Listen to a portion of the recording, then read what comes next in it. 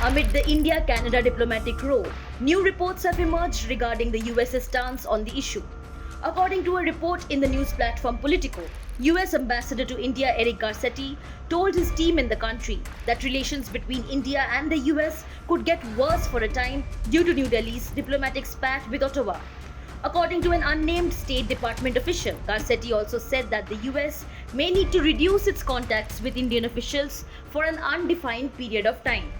The US has said that Canada's allegations of a potential involvement of Indian government agents in the killing of terrorist Hardeep Singh Nijjar in June are serious. The nation has reportedly called for a full investigation. It has also said that it has discussed the matter with New Delhi and has urged it to participate actively in the probe. When asked about the US envoy's reported conversation with his team, a State Department spokesperson who spoke on the condition of anonymity did not entertain the subject.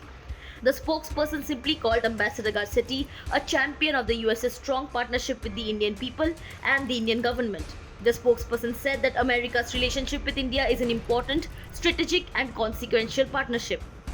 Ties between India and Canada have been under strain for the past few months, with New Delhi flagging increased activities and threats by pro-Khalistani elements in the North American country. Things came to a head after Trudeau's allegations against India in the Canadian Parliament. India has rejected the allegations as absurd and motivated. It also expelled a senior Canadian diplomat in a tit-for-tat move after Ottawa expelled an Indian official.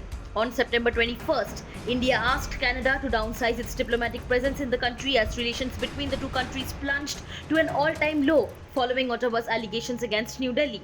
India also announced temporarily suspending the issuance of visas to Canadian citizens. Nijjar was shot dead by two masked gunmen on June 18th in British Columbia. India had designated him a terrorist back in 2020. Subscribe to One India channel and never miss an update.